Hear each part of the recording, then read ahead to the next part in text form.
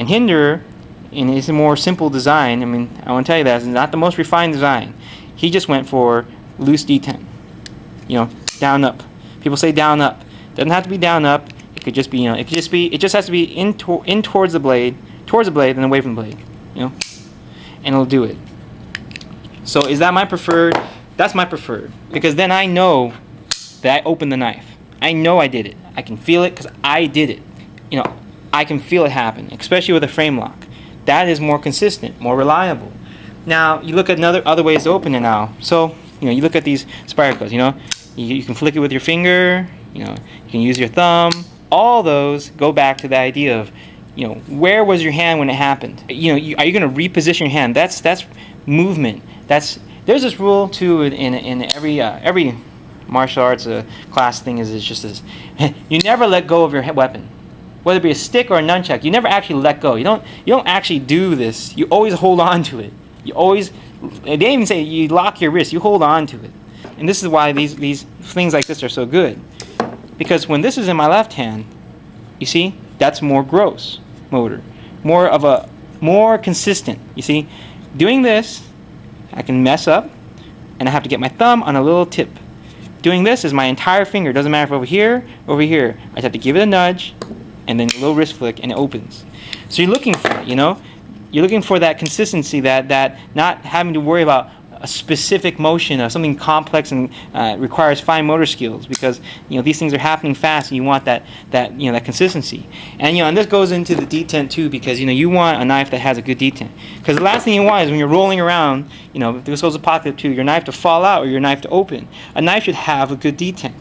A good design will have a good detent, but still, you get the idea.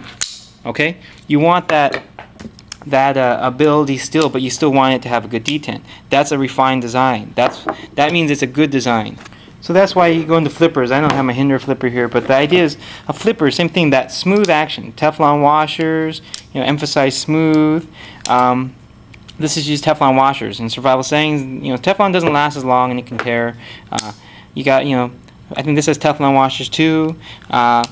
You have to look at that smooth action. That is also something to consider. That's why custom knives, they go so far to try to get that smooth action. Is that smooth action so vital? No. We're talking, when you shake that knife out, you're using a lot of force.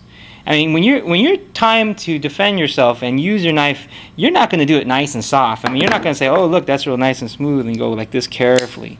You're going to flick it as hard as you can possibly flick it to get that damn knife out quick. I mean, you need to use it. I mean, the difference in that is very minimal, and that, again, not so relevant. When you're shaking it hard and you're doing this or something, and you're going like, you don't need it to be smooth, because you're shaking the whole dang thing open. So long as it opens, you're good to go. So, like for example, these spider holes, okay, these finger holes, they're not always the best, because you have to get your finger in the hole, whether it be this one or this one or this one.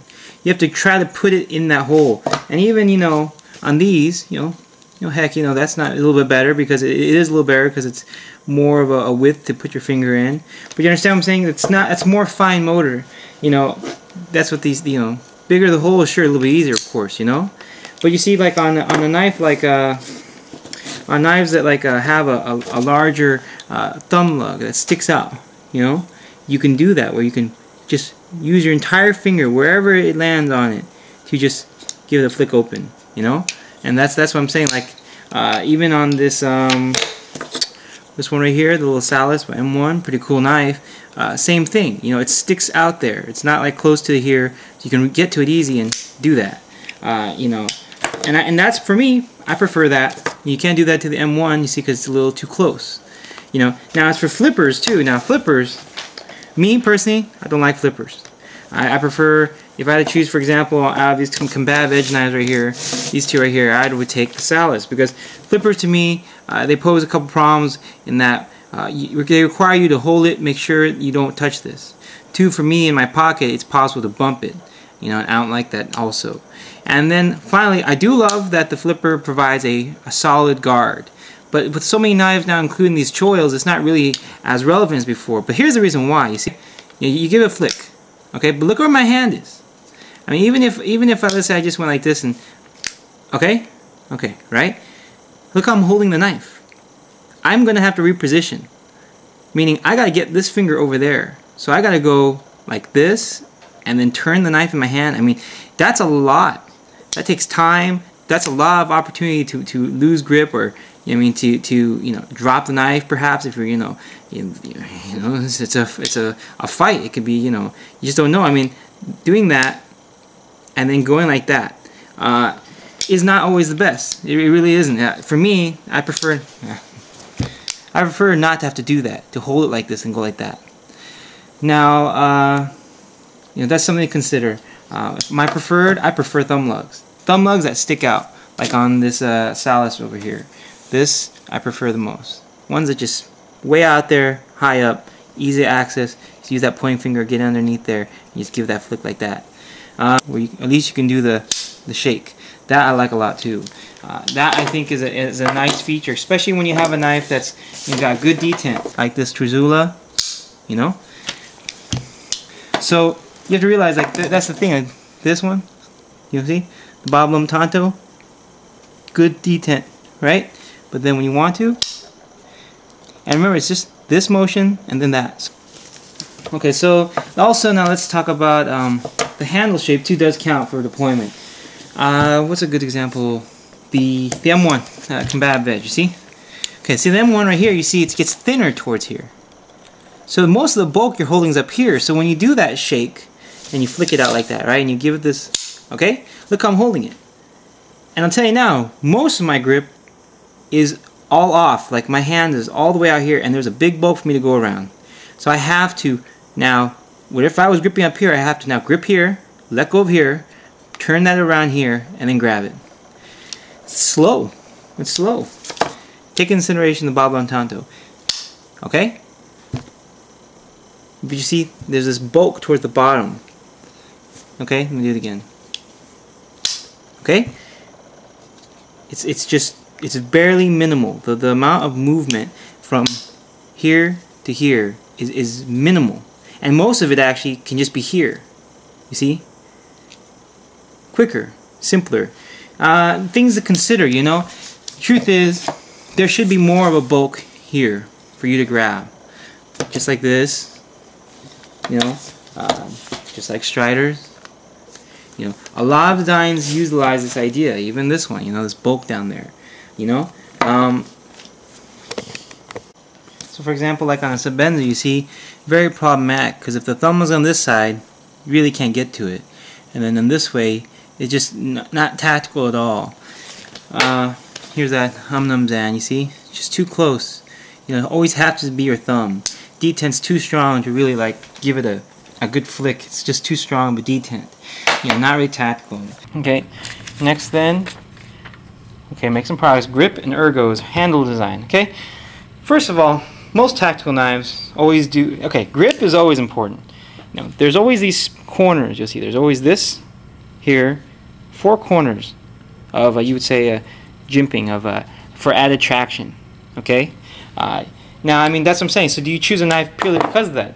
No, because, I mean, I've had if you have this FRN handle, and it's, funny enough, this is where most of your grip is on, not here, it doesn't have jimping, go ahead and just make some notches. It'll do it. Do what Nothing Fancy does. Add some grip tape, That's what I'm going to do to this in the end. I mean, you can, if you really like the knife, like I said, if it's the one you use all the time, the one you feel confident in and comfortable using, the one you don't mind carrying, there's all these ways to just kind of, you can modify, you can get it there. Now, but main thing is, okay, there's that to consider. There is that jimping. Then there is bevels. Bevels as in like a Chris Reeve Umzan, which is in here, but like this one, slopes that kind of sort of make a choil. Then there's actual, I guess, cutouts and choils, you would call them. That actually then lock your hand in. And there's, of course, finger guards because it's a flipper. And then, thickness. Thickness, too, plays a big aspect. Because this goes into that reach idea. But, okay, here we go. A fighting knife, first of all, to know, okay, you don't hold a knife when you fight. Traditionally speaking, you don't hold a knife straight on like that. That's not what you do. Because if you look, you'd have to get that tip to reach, you'd have to turn your wrist, and then that's as far as you go. You actually tilt it slightly at an angle. Get it to rest in your palm. Hold it down with your thumb, and then extend that reach. You know what I'm saying? That's actually the proper way to knife fight.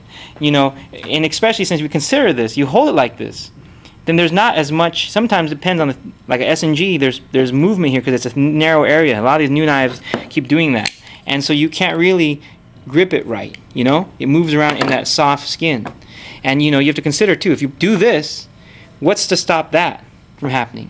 It's just these fingers holding it down against your palm. You know, you go like this and you look at that situation. It's not stable. But when you turn it, and this is not the best knife to do this with, when you turn it to the side, okay, now what you're doing is you're locking it in your palm usually, and at the same time these fingers and your thumb are pushing it down. And then this is stuck against that knuckle. So that won't go this way, the blade won't go that way, and there's now an extra finger preventing it from going this way. You know, and it's if you stab, it's pushed up against your palm. The proper way to hold a knife is this way when you fight, and extends the reach too. So sometimes it can go a little crazy, but the idea is this: the more you're holding, of course, the more you have grip. Like especially since this is missing. You know, if this area was thin and missing, it'd be not so good. Kind of like a sage where it gets a little more difficult. So why is an Emerson the way it is, kind of thick? Because he doesn't have choils or bevels. And those are more expensive to do. It's just cost saving, you know. This is more expensive to do, way more expensive. You know, bevels, this is nice stuff. Okay, that's machining, that's time, that's precision. Chris Reeve stuff. I mean, you know, simple is square. I mean, this is even more complex still than the Emerson. Emersons, they're thick like that. Their handles are thick like that because it's a way of providing grip without adding up costs, which is nice because then you're getting a nice tactical folder without spending a fortune. Now, nevertheless, to consider wet hands. When your hands are wet, some knives, such as this, become crap when wet. If your hands are wet, it's just useless. These texturing. Let's just say this way: carbon fiber is slippery. Okay, carbon fiber not good for tactile knives. Not good. Carbon fiber is fragile. I mean, yeah, it's hard. Sure, it's strong, but it doesn't mean it's tough. It can crack, it can break, it can chip. Good old G10 is fine. Smooth G10. How smooth? Like I said, you could, if you really like the knife, add some grip tape.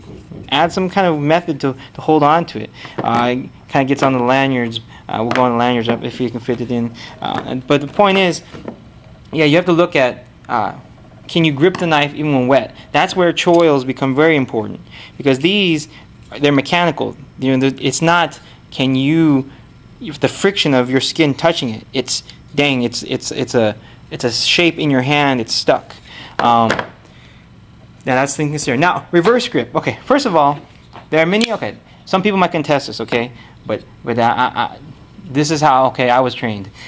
You never do reverse grip. Reverse is crap. It's stupid. And I know I'm never going to do it again because my fingers got damaged. The tendons got severed. I mean, I'll tell you now, reverse grip is silliness. Okay, because this is the problem with reverse grip.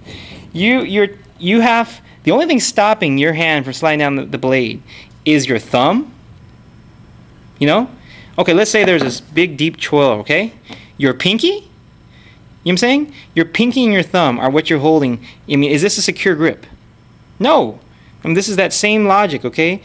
Except now you have your stupid little pinky there. It's even worse. And if you go like this, then you have no secure. You might have a flipper. Now, if you have a flipper, hopefully better. But the point is, why do reverse grip? Why?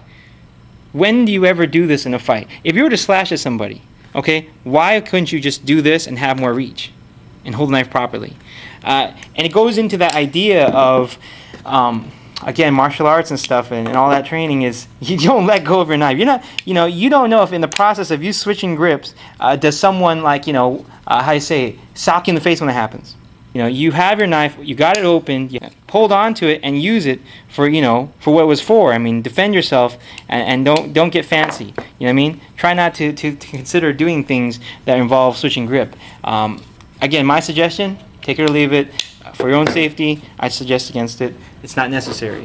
It's all about reach. It's all about precision arm movements. It's not about impaling somebody. I mean, if you had to stab someone with reverse grip, that's pretty much what you do. It's an ice pick, okay? If you're going to do that, I'm not condoning killing people here. So